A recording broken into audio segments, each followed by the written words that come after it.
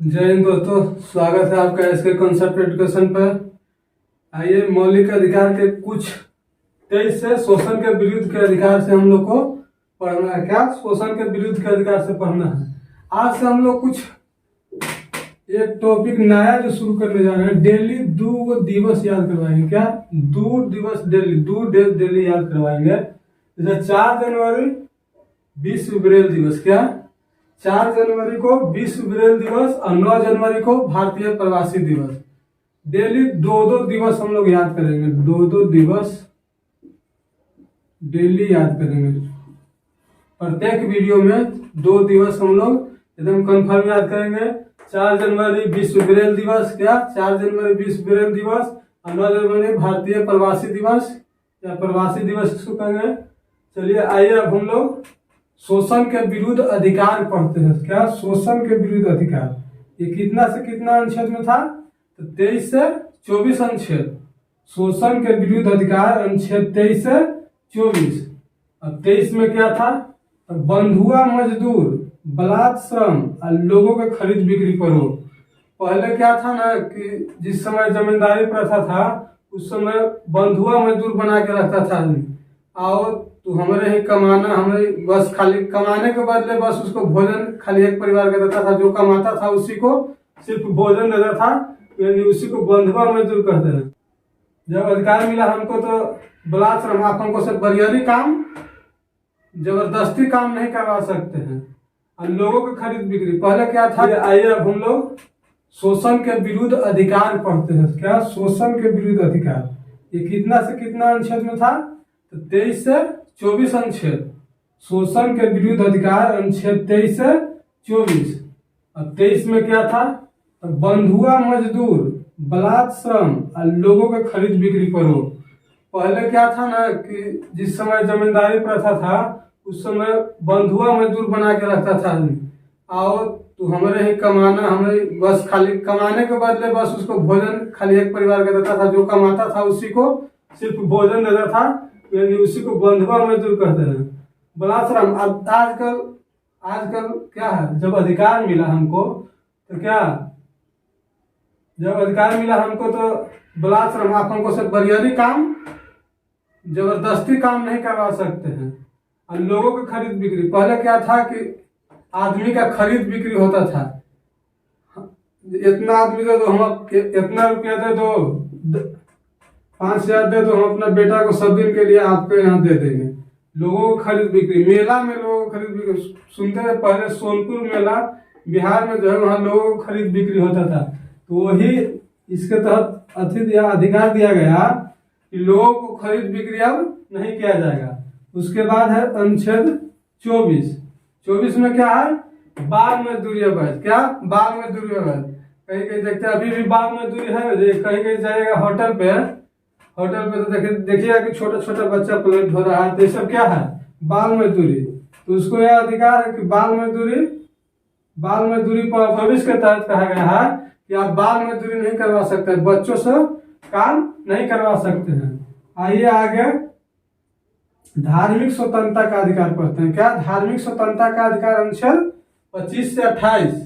धार्मिक स्वतंत्रता का अधिकार अनुच्छेद 25 से 28। 25 में क्या कहा गया है कि धर्म मानने और आचरण करने के लिए आप स्वतंत्र हैं।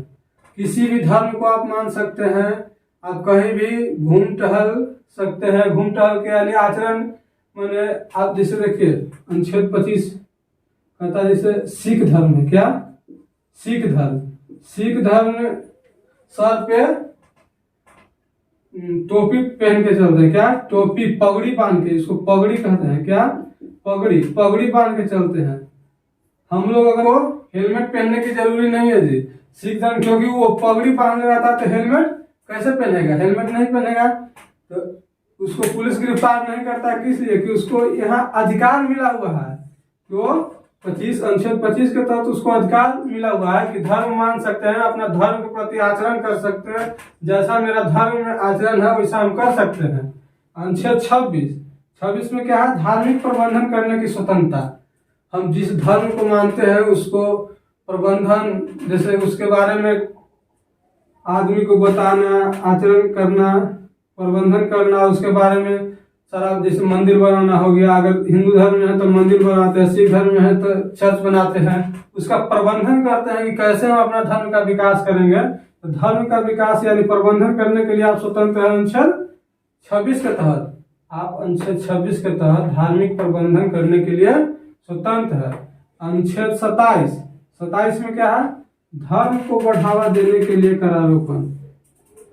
आप अपने धर्म को बढ़ावा दे सकते हैं, आप अपने धर्म को घूम फिर के प्रचार कर सकते हैं, कहीं भी जा करके अपना धर्म के बारे में बता सकते हैं। उसके लिए आपको अधिकार मिला है अनुच्छेद 27 में। अनुच्छेद 28 में क्या है? अनुच्छेद 28 में धार्मिक सभा उपासना स्थल में शामिल होना। जो जिस धर्म को मानता है वो अपना धार्मिक सभा में जाकर के उपस्थित हो सकता है, उसको लिए कोई रोक नहीं है, उपासना कर सकता है।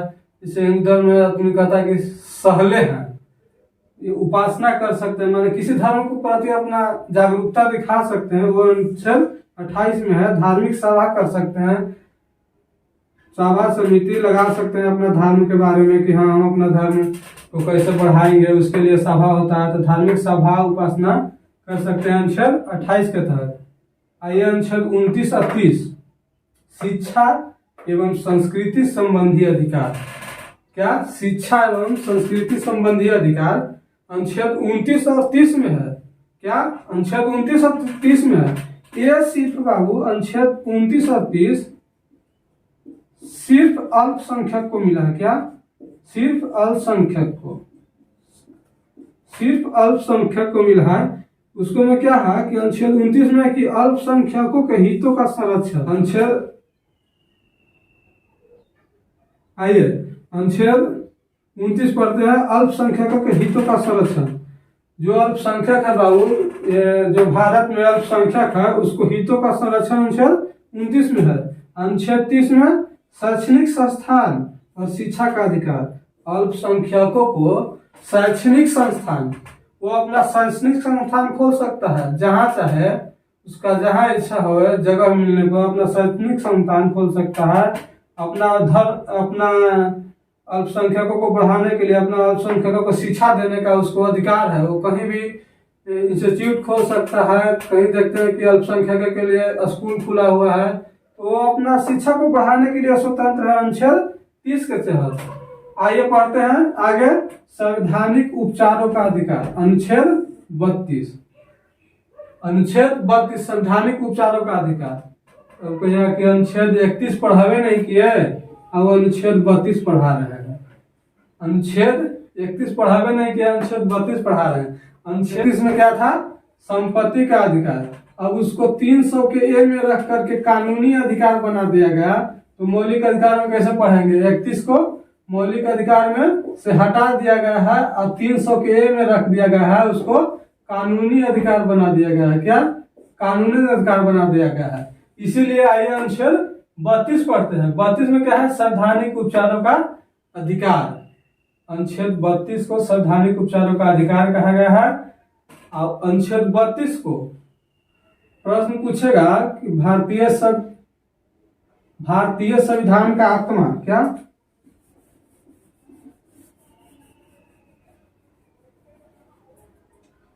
प्रश्न पूछेगा कि भारतीय संविधान का आत्मा,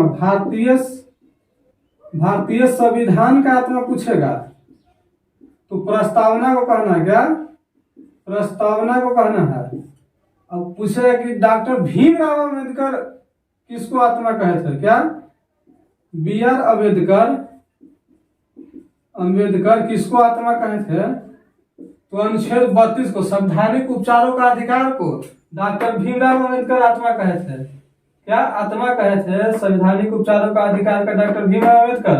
अब भारतीय संवैधानिक उपचारों का अधिकार आत्मा किसे कहा जाता है? तो भारतीय संविधान का आत्मा किसे कहा जाता है? तो प्रस्तावना को। क्या?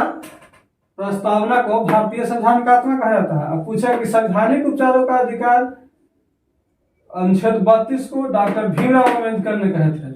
अनुच्छेद 32 के तहत क्या? अनुच्छेद 32 के तहत सुप्रीम कोर्ट को और हाई कोर्ट को 5 प्रकार के रीट जारी किया जाता है।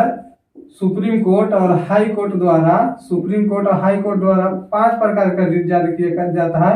आइए वो पांचों रिटों को बारी बारी से देखते हैं। 5 रिट का बारी बारी से देखते हैं। पहला है बंदी प्रत्यक्षीकरण। क्या? बंदी प्रत्यक्षीकरण। अगर किसी को बंदी बना लिया गया है, ये हम लोग पीछे पढ़े थे। क्या पीछे पढ़े थे कि बंदी प्रत्यक्षीकरण 24 घंटा के भीतर, क्या 24 घंटा के भीतर नजदीकी मजिस्ट्रेट के पास पेश करना है उसको। उस बंदी प्रत्यक्षीकरण, किसी को बंदी बना लिया गया तो 24 घंटा के भीतर पर अति करना परमादेश आदेश दिया जाता है। किसको? इसके तहत, परमादेश के तहत आदेश दिया जाता है सरकारी अधिकारी को। अगर कोई सरकारी अधिकारी अपना कर्तव्य के अनुसार काम नहीं कर रहे हैं, कोई सरकारी अधिकारी अपना कर्तव्य के अनुसार काम नहीं कर रहे हैं, तो सुप्रीम कोर्ट अनुच्छेद 32 के तहत या हाई कोर्ट अनुच्छेद 226 के तहत आदेश देंगे। क्या आदेश देंगे कि अपना कर्तव्य सही से पालन कीजिए। उसी को परमादेश माने आदेश। किसको? तो सरकारी अधिकारी को, कि अपना काम कर्तव्य से कीजिए। क्या? अपना काम कर्तव्य से कीजिए। अपना कर्तव्य को समझिए और अपना काम को कर्तव्य से कीजिए। और उसके बाद क्या है? प्रतिषेध यानी अधिकार क्षेत्र से बाहर के बारे में पढ़ते हैं। क्या? प्रतिषेध कि अधिकार क्षेत्र से बाहर के काम, क्या अधिकार क्षेत्र से बाहर के काम ना करें। सुप्रीम कोर्ट, हाई कोर्ट या जिला कोर्ट, हाई कोर्ट है जो जिला कोर्ट को आदेश देता है, जैसे ऊपरी न्यायालय निचले न्यायालय को आदेश देता है कि अपना अधिकार क्षेत्र से बाहर का काम न कीजिए। यानी प्रतिषेध है आपका, उस काम में आप दखल अंदाजी नहीं कीजिए। वो काम आपके अधिकार क्षेत्र से बाहर है। वो कौन आदेश देता है? ऊपरी कोर्ट निचली कोर्ट को। जैसे सुप्रीम कोर्ट हो गया तो हाई कोर्ट को देगा, हाई कोर्ट हो गया तो जिला न्यायालय को देगा आदेश। अगर जिला न्यायालय कार्य क्षेत्र से बाहर के काम कर रहा है तब। इसके बाद है उत्प्रेषण। उत्प्रेषण क्या है? तो लंबित मामले, जिससे सुप्रीम कोर्ट हो गया, हाई कोर्ट में ढेर मामला फंसा हुआ है, बहुत दिन से लंबित मामला है, उसको कोई सुनवाई नहीं हो रहा है, सुनवाई हो रहा है तो फाइनल नहीं हो रहा है, तो ऊपरी न्यायालय जैसे सुप्रीम कोर्ट, हाई कोर्ट को आदेश देगा कि आप अपना लंबित न्यायालय को, जो बहुत दिन से पड़ा हुआ है, आपको से नहीं सुलझ रहा है, वो मेरे पास भेजिए। क्या? मेरे पास भेजिए। लंबित मामले को मेरे पास भेजिए। उसी को उत्प्रेषण कहते हैं। क्या? उत्प्रेषण कहते हैं उसी को, कि लंबित मामले को या जो आपके कार्य क्षेत्र से बाहर है, वो मामला के हमारे पास भेजिए, आपको से नहीं हो रहा था। हाई कोर्ट भी वही जिला न्यायालय के आदेश देता है। जिला न्यायालय में अगर ढेर दिन से मामला पड़ा हुआ है, नहीं हो रहा है, नहीं सुलझ रहा है, चाहे उसको पर निर्णय नहीं लिया जा रहा है, तो हाई कोर्ट जिला न्यायालय को देगा आदेश कि आप भेजिए मेरे पास, आपको से नहीं सुलझ रहा है तो, या आपके अधिकार क्षेत्र से बाहर है तो आप हमारे पास भेजिए। उसी को लंबित मामले को, उसी को उत्प्रेषण कहा जाता है। क्या? उत्प्रेषण। अब है अधिकार परीक्षा। क्या? अधिकार परीक्षा। अधिकार परीक्षा की असंवैधानिक रूप से अगर कोई पद ग्रहण कर लिया है, जैसे मान के चलिए कि हम डीएम नहीं है और डीएम के पद धारण कर लिए हैं कहीं, तो असंवैधानिक रूप से न हो गया जी। असंवैधानिक रूप से अगर कोई पद ग्रहण कर ले है तो उसके प्रति अधिकार परीक्षा, हाईकोर्ट या सुप्रीम कोर्ट पूछेगा कि आप किस अधिकार से ये पद धारण किए हुए हैं। अगर सही रहा तो वो पद पर बने रहेंगे, अगर नहीं सही रहा तो वो पद से हटा दिए जाएंगे। उसी को अधिकार परीक्षा कहते हैं। अनुच्छेद 32 तक हो गया। अनुच्छेद 33, 34, 35। अनुच्छेद 33 में है कि संसद, ये तीनों है संसद से संबंधित। अनुच्छेद 33, 34 और 35। 33 में क्या है? संसद जो है सेना, खुफिया विभाग जैसे होता है, आईबी हो गया, इस कुछ जो है, कुछ मौलिक अधिकार, क्या कुछ मौलिक अधिकार अपने पास संसद रख लेता है। अगर नहीं रखेगा इसका पूरा अधिकार, अगर जितना हम लोग अधिकार पढ़े, पूरा अधिकार इस सेना को दे दिया जाए, पूरा अधिकार खुफिया विभाग को दे दिया जाए, तो कुछ गलत कदम उठा लें, कुछ गलत कदम कर दें। इसी के चलते कहा जाता है, देखते हैं कि सेना में सख्त एकदम कार्रवाई किया जाता है, सख्त आदेश का पालन किया जाता है, क्योंकि उसके तहत संसद कुछ अपना अधिकार, उसका कुछ मौलिक अधिकार अपने पास रख लेता है, वही अनुच्छेद 33 में वर्णन है। अनुच्छेद 34, अनुच्छेद 34 में है कि सैन्य कानून, क्या सैन्य कानून, सैन्य कानून क्या होता है? कहीं मान के चलिए कि से कुछ दंगा हो गया तो वहां पर सैन्य कानून लगता है, तो वहां पर जितना आदमी जनता रहता है उसका कुछ अधिकार जो प्रशासन होता है अपने पास रख लेता है। उसका पास रखने का अधिकार भी संसद उसको देता है, क्या उसका पास रखने का, जैसे सैन्य कानून में हो गया कुछ। 34 में क्या है? संसद सैन्य कानून का भी अधिकार है संसद को। और 35 में क्या है? मौलिक अधिकार के संबंध में कानून बना सकता है। मौलिक अधिकार में अगर कुछ देखेगा कि हाँ जोड़ने लायक है, चाहे इसको से कुछ घटाने लायक है, तो अधिकार संसद के पास है। अनुच्छेद 35 में वर्णन है, अनुच्छेद 35 में इसका वर्णन है। आइए कुछ रिवीजन कर लेते हैं, थोड़ा सा एक बार रिवीजन कर लेते हैं। पहला क्या है? शोषण के विरुद्ध अधिकार। क्या शोषण के विरुद्ध अधिकार? 23 और 24। 23 में क्या है? बंधुआ मजदूर, बलात् श्रम, लोगों के खरीद बिक्री पर रोक। अब 24 में क्या है? बाल मजदूर अवैध। क्या 24 में? बाल मजदूर अवैध। और उसके बाद क्या है? धार्मिक स्वतंत्रता का अधिकार 25 से 28।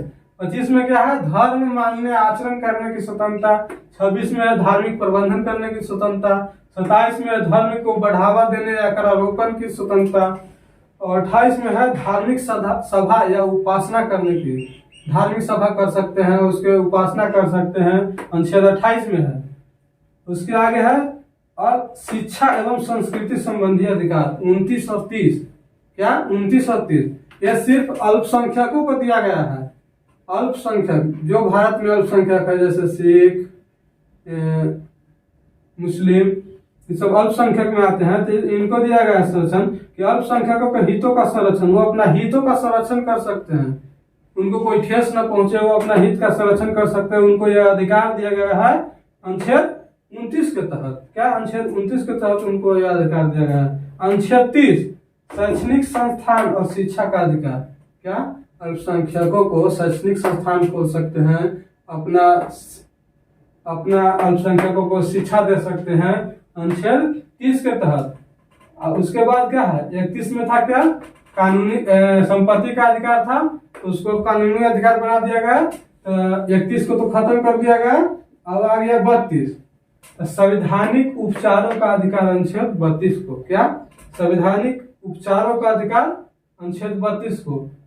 इसको B.R. अम्बेडकर ने संवैधानिक उपचारों का अधिकार को आत्मा कहा था। क्या आत्मा कहे थे। और उसके बाद अगर पूछ देगा कि भारतीय संविधान का आत्मा किसको कहा जाता है, भारतीय संविधान का आत्मा पूछेगा तो प्रस्तावना को, तो पूछेगा कि भीमराव अम्बेडकर किसको आत्मा कहे थे, तो संवैधानिक उपचारों का अधिकार को, अनुच्छेद 32 को। अनुच्छेद 32 के तहत सुप्रीम कोर्ट और हाई कोर्ट 226 के तहत 5 प्रकार के रीट जारी करता है। बंदी प्रत्यक्षीकरण, जिसको हमें 24 घंटा के भीतर मजिस्ट्रेट के सामने पेश करना होता है, आने जाने का समय छोड़कर। परमादेश, आदेश, परमादेश माने आदेश, सरकारी अधिकारियों को देता है कि आप किस कर्तव्य, आप अपने कर्तव्य का पालन सही से करें।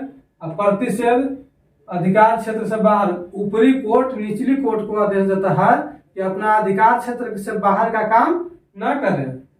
और उसके बाद है उत्प्रेषण, उत्प्रेषण यानी लंबित मामला, ऊपरी कोर्ट निचली कोर्ट को आदेश देता है।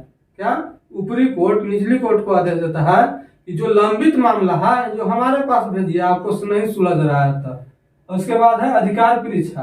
अधिकार परीक्षा है असंवैधानिक रूप से अगर पद ग्रहण कर ले हैं, आप अगर एसपी नहीं है, एसपी के पद धारण कर ले हैं, तो आपका अधिकार परीक्षा के तहत सुप्रीम कोर्ट या हाई कोर्ट आपको से पूछेगा कि हाँ आप किस अधिकार से पद ग्रहण करने हैं। अगर सही है तो रहिएगा, नहीं सही है तो नहीं रहिएगा। अधिकार परीक्षा के तहत ही है। उसके बाद है 33, 34, 35।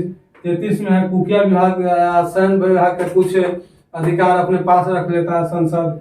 34 में है सैन्य कानून जब लागू रहता है तो संसद कुछ अधिकार अपने पास रख लेता है। अब 35 है कि मौलिक अधिकार के संबंध में कुछ कानून बना सकता है संसद। उसके बाद 36 से 51 हम लोग पढ़ेंगे अगला वीडियो में। 36 से 51 तक हम लोग अगला वीडियो में पढ़ेंगे। अब प्रत्येक प्रत्येक वीडियो में अब 2 दिवस याद करवाएंगे। क्या 2 दिवस याद हुआ? 4 जनवरी विश्व ब्रेल दिवस और 9 जनवरी प्रवासी भारतीय दिवस। क्या 9 जनवरी भारतीय प्रवासी दिवस और 4 जनवरी विश्व ब्रेल दिवस। ठीक है, थैंक यू, धन्यवाद। अगर वीडियो बढ़िया लगे तो लाइक कमेंट और सब्सक्राइब जरूर करें और कमेंट में बताएं कि इसका अगला वीडियो किस चीज पर है। धन्यवाद।